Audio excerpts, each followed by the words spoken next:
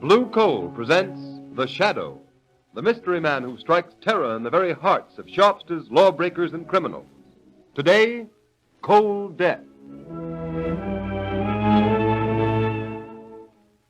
Ladies and gentlemen, an event of unusual interest will be broadcast from this studio at the end of the program. Be sure to listen. And before today's exciting adventure with The Shadow begins, I'd like to offer a suggestion for home heating comfort. The next time you need fuel, order Blue Coal, America's finest anthracite. You don't have to get a full supply. The Blue Coal dealer will be glad to send you a trial ton. Use it, compare it with your regular fuel in every way. It's 10-1. You'll find Blue Coal gives you better heat at less cost. So order Blue Coal by name. Phone your order to your nearest Blue Coal dealer tomorrow.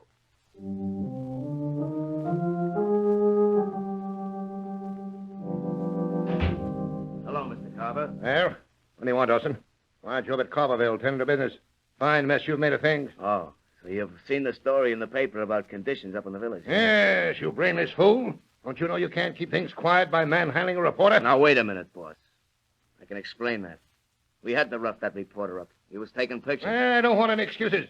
I pay you to manage my mill. If there's any more publicity about living conditions up there, you'll find yourself out of a job. Now get out.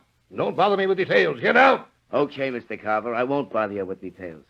But if anybody else comes up to Carverville snooping around and asking questions, we'll make them wish they never heard of the place.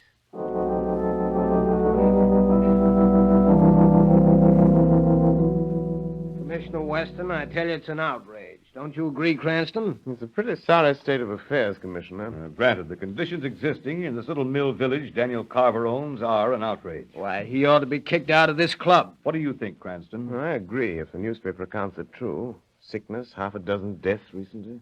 The authorities ought to be able to do something about a man like Carver. Apparently not. He owns Carverville, lock, stock, and barrel. Speak of the devil, here's Carver now. Yeah, good evening, gentlemen. I gather you're discussing me and the maliciously distorted story about Carverville that appeared in the papers. As a matter of fact, we were, Mr. Carver. Yeah. Won't you sit down and give us your side of the story? There's nothing to discuss. There isn't one word of truth in that reporter's story. The people in Carverville are perfectly satisfied. They don't complain. Perhaps they don't dare. They have no reason to complain, Cranston. I give them work in my mill, provide them with homes. Homes? Why, they make the worst city slums look like Park Avenue. Carverville is my affair. Well, maybe so, but this club may have something to say about your membership, Daniel Carver. This club, a bunch of mawkish busybodies. What do I care? Vote me out. No one ever speaks to me here anyway. Go ahead. Vote me out. Vote me out. Go ahead. Must be some justice, some law. Oh, he's within the law. But now here's a case for an amateur criminologist like yourself, Cranston. Yes, there must be some way of helping those poor devils up in Carverville. Some way of dealing with a man like Carver.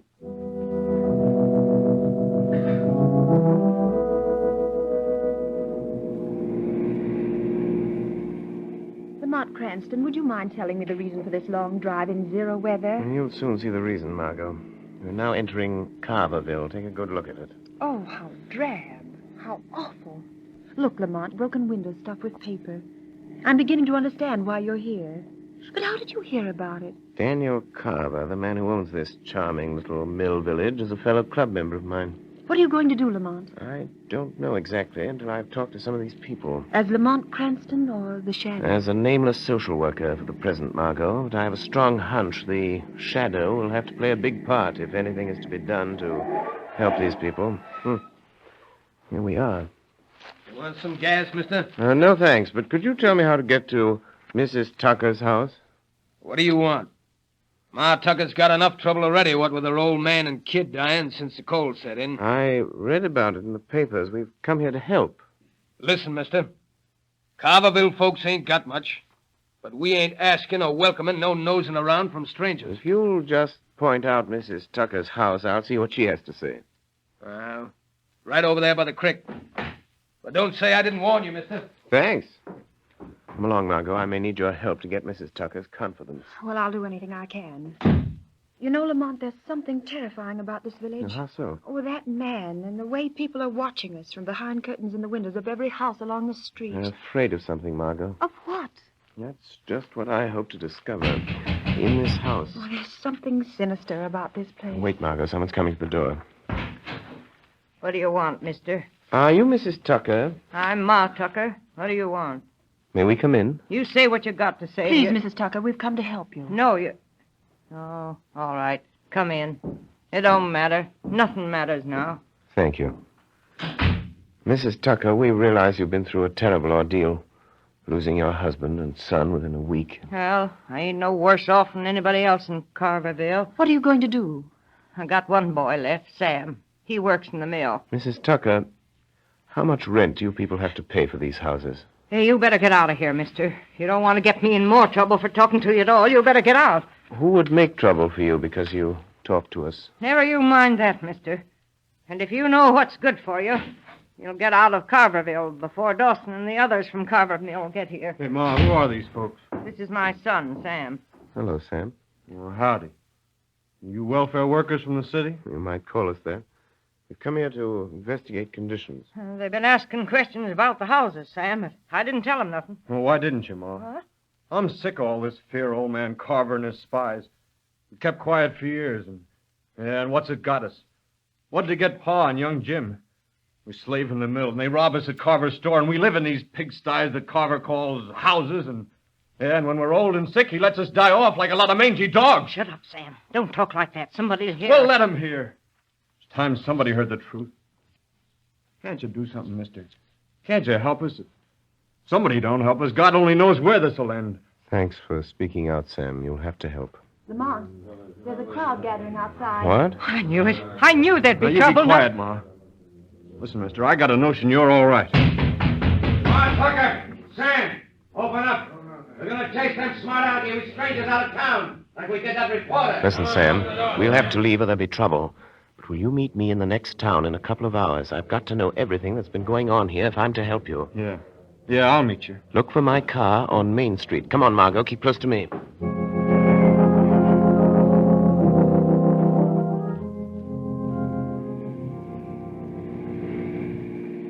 Lamont, I hope no one saw Sam Tucker meet us down this road as you asked him to. I hope not, Margot. What are you going to do now that he's told you the tragic story of Carverville? Going back to Carverville. Right now, tonight? Yes. First to call on old man Carver. I thought he was in the city. He evidently heard that more strangers were in Carverville this afternoon asking questions. Oh, what a beast Carver must be, Lamont. If he could only be made to see the misery and suffering he's caused. He's going to see it, Margot, tonight. Lamont, there's Carverville. Oh, not that I'm afraid. We're but... stopping. That's Carver's house right ahead there. Yes, I see a light downstairs, Lamont. What are you going to do? Margot, do you remember Scrooge in Dickens' Christmas Carol? Yes, and Carver is worse than Scrooge ever thought of being. Tonight, Daniel Carver is going to feel more remorse than Ebenezer Scrooge ever did. He deserves it.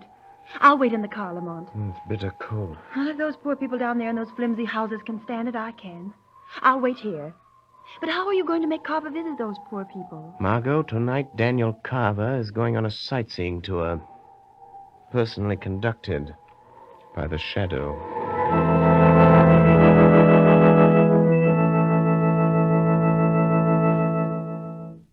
In just a moment, we will continue with the second part of the Shadow's thrilling adventure. While you are engaged in last-minute preparations for Christmas, don't neglect the health and comfort of your family. Be sure of a cozy, warm home during the holidays by ordering a supply of blue coal. No matter how cold or how mild the weather, blue coal is the most economical fuel for heating or cooking purposes. Up in the Arctic regions, where the temperature today is at least 60 degrees below zero, fur traders and trappers are keeping warm with blue coal. They've used other fuels only to find that blue coal will keep them warm more economically than any other fuel. Blue coal is a Pennsylvania anthracite, the fuel that burns long and steadily. It is the fuel that furnaces, parlor stoves, and cooking ranges in New England were especially designed to burn. And the finest Pennsylvania anthracite is blue coal, mined by the Glen Alden Coal Company, employing American labor, and it is transported by American railroads. Every carload is laboratory tested for purity and uniform size before shipment. Blue coal comes in all domestic sizes: egg, stove, chestnut, and pea size. For economy's sake and for greatest comfort in cold weather, insist on blue coal. Phone your nearest blue coal dealer. You'll find his name listed in the Where to Buy It section of your classified telephone directory under the name Blue Coal.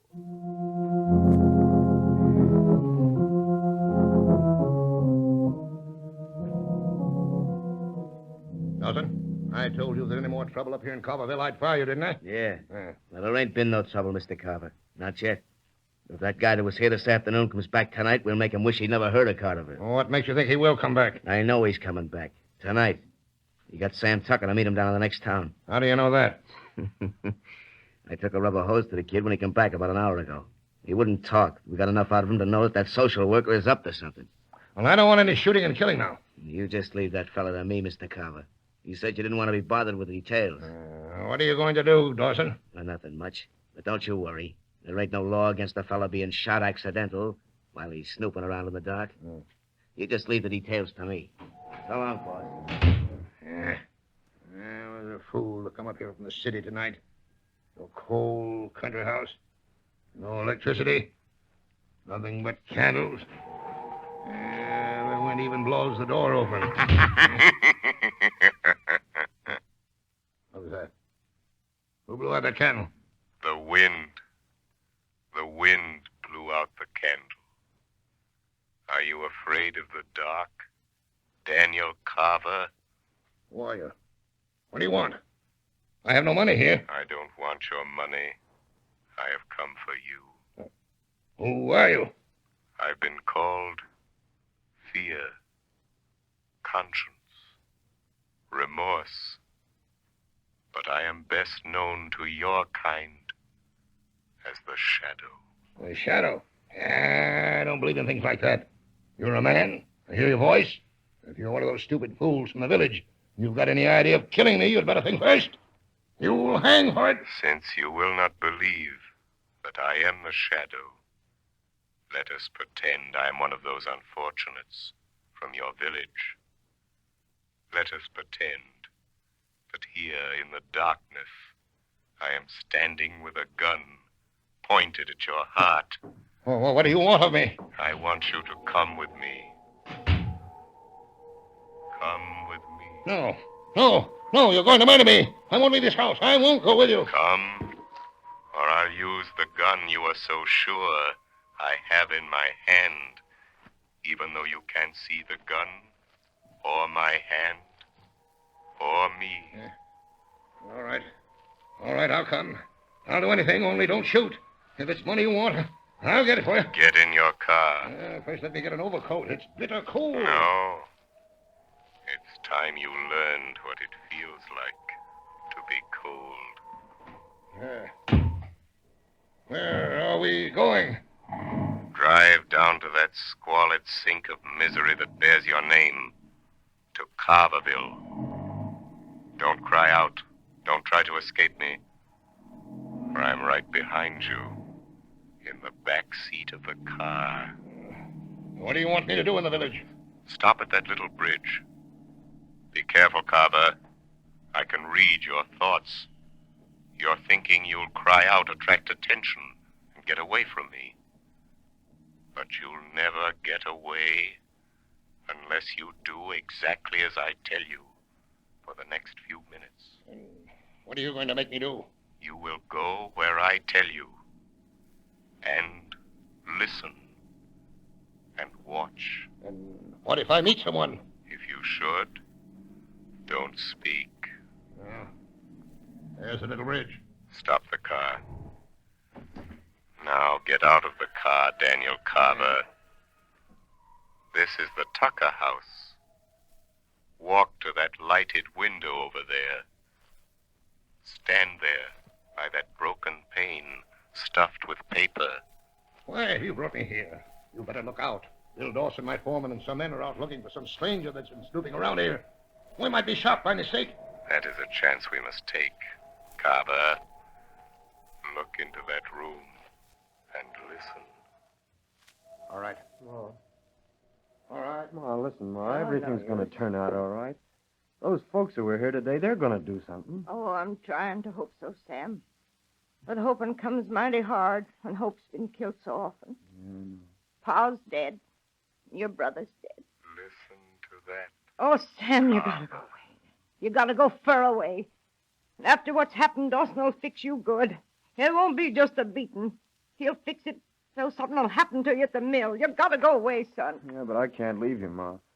Not even long enough to hunt another job. Oh, don't you fret about me, Sam. I ain't got much longer on this earth anyhow, son. You get away. You get away from here while you've got a chance. Oh, Ma. Ma, you're crying. You didn't even cry when Pa died. Seemed like I couldn't.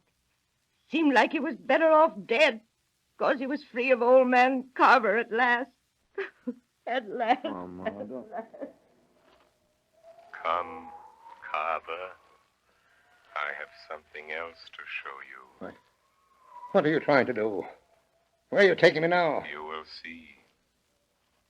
Tell me, Carver, have you ever heard the story of Scrooge? Well, what has the story of Scrooge got to do with me? You are Scrooge, Daniel Carver, a 20th century Scrooge.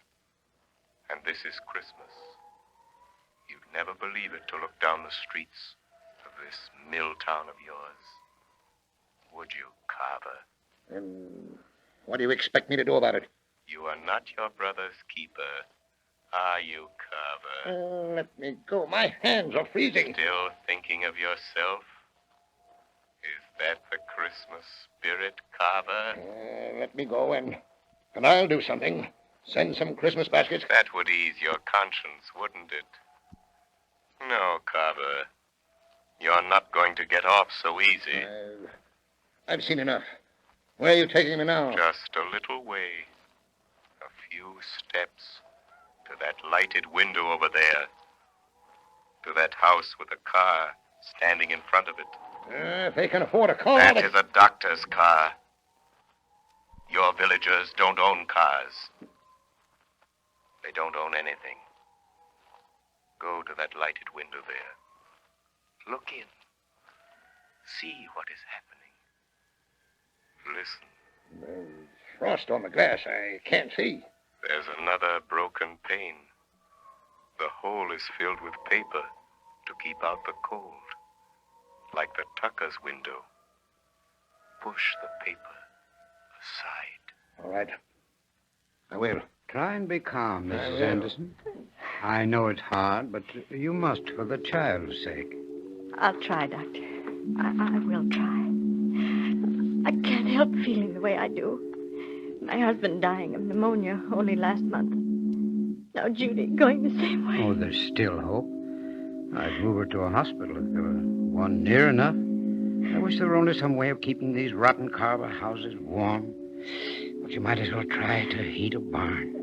Mommy. Listen, Carver. Mommy. Yes, darling. I'm right here, Judy, dear. Mummy's here. Mommy, could I have Cecile?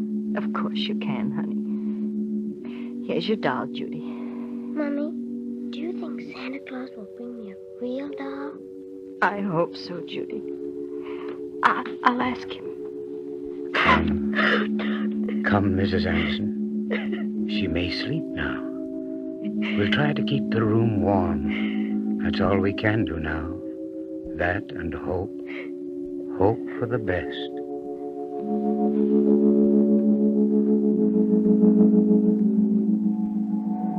Look at that child, Daniel Carver. She's dying. And you alone are to blame. No, stop. Don't torture me anymore. If that child dies, Carver, there will be no candles. No gay candles on a gift-laden Christmas tree. But white candles shedding a ghostly light around a packing box coffin. No, stop. It will be the monument to your life No. of selfish greed. No. And a cross you will bear through all eternity. Unless Unless what? you make amends. I'll do anything.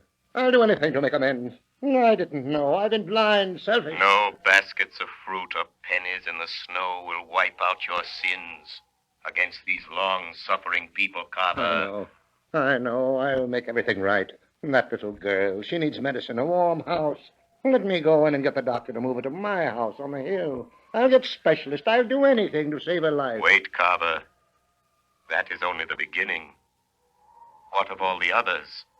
What of these death traps you call homes? I'll tear them all down, burn them, build new ones, houses that are warm and comfortable and safe.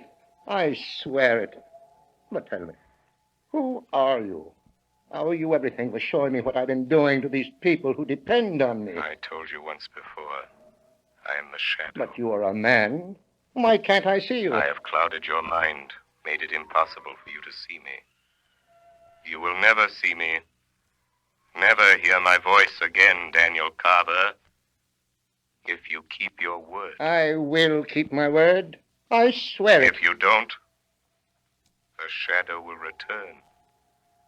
And the next time... Al! Hey, Al! You seen any of that fella? Oh, I ain't, Bill. Shadow. It's my foreman, Bill Dawson and Al Trimble. Yes, I know.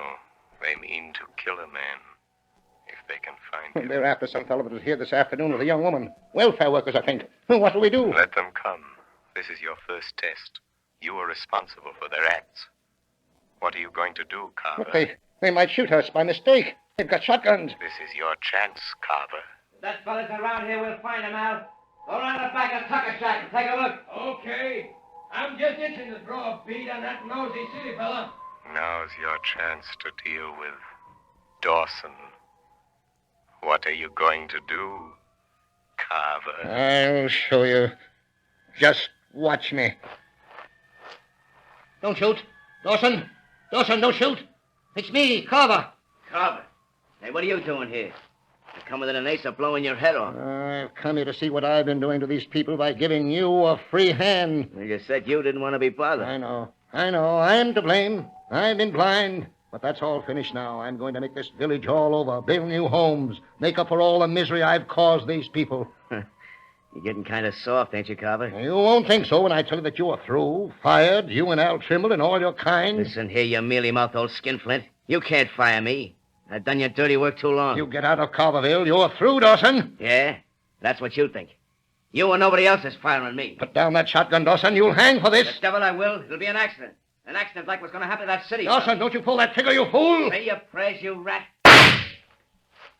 Ah! You missed! No, something knocked the gun up in the air. You didn't, Carver. You couldn't. Something just about knocked the gun out of my hand. You are quite right, Bill Dawson. I saved you from committing a cold-blooded murder. What was that? Who said that? The shadow, Dawson. Shadow. A ghost. Call me what you like, but I am here, helping Daniel Carver, helping the people of this village. Bill! Hey, Bill! Dawson! You get him? Al, come on. We're getting out of here. Something just talked to me. Ah, you must be drunk, Bill. Hey, what's that over there? It's old man Carver. But it wasn't him. It knocked my gun right out of my hand. Come on, I tell you, this place is haunted. Ah, there ain't no such thing. Oh, yeah. Listen to that. Where is it? Come on, tell me. Where's it coming from? Who's that laughing? It ain't Carver. Yeah, it did sound kind of like a ghost. And I don't see nothing. Go quickly, both of you. Get out of Carverville and don't come back. Come on, Al, you fool. Let's get out of here. Hey, Bill, wait! Wait, don't leave me here alone with that thing. Wait! Shadow, are you still here? Yes, Daniel Carver. Oh, thank you, whatever you are. Thank you for saving my life. I saved you because you have much work to do. If there was only some way of repaying you for making me see the truth, you should have credit for all this. Just bring happiness to the people of this village, Daniel Carver.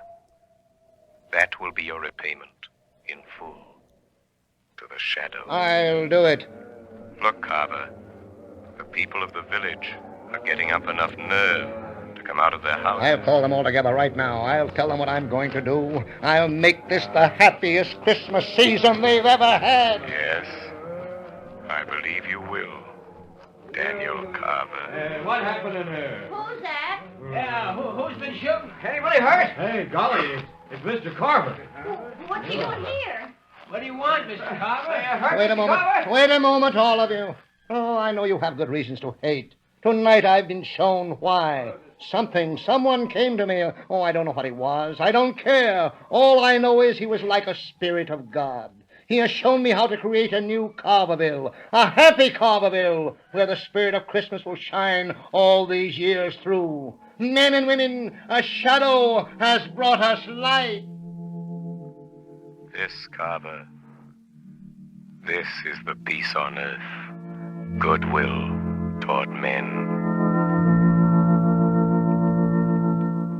Friends, this afternoon we have an event of unusual importance to bring to you.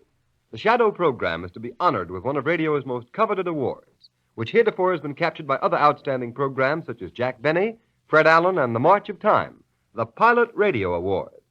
Mr. Harry A. Smith, president of Blue Coal, will accept this award from Mr. Sylvester Thompson, vice president of the Pilot Radio Corporation, who will make the official presentation. Ladies and gentlemen, Mr. Thompson. Thank you, Mr. Roberts. During the past year, the Pilot Radio Award Society has been making periodic awards to various programs on the air which represent the highest achievements in their particular fields of entertainment. And so it's only natural that your program, The Shadow, should have come to our attention. For we can easily understand the reason why The Shadow has held its high place in popular favor for so many years. It brings all the thrill and flavor of mystery drama to radio audiences. In addition, the committee commends you very highly upon bringing some of the finest actors of the American stage into the homes of so many radio listeners. Recognizing your noteworthy contribution to fine radio entertainment, I take pleasure in presenting to you, Mr. Smith, the Pilot Radio Award of Merit, and I am certain that The Shadow will continue to delight radio audiences for many years to come. Thank you very much, Mr. Thompson.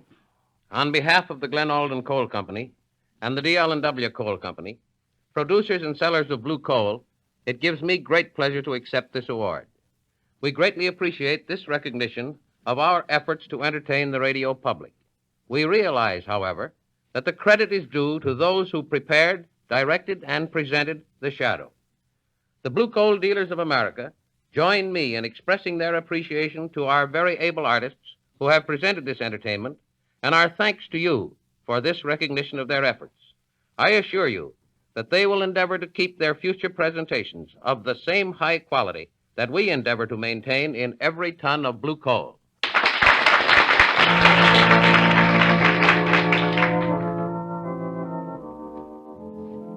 The story you have just heard is copyrighted by the Shadow magazine. The characters in this story are entirely fictitious. Any similarity to persons living or dead is purely coincidental.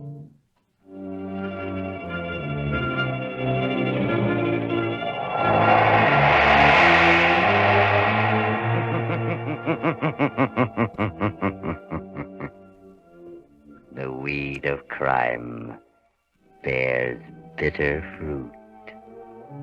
Crime does not pay. The Shadow knows.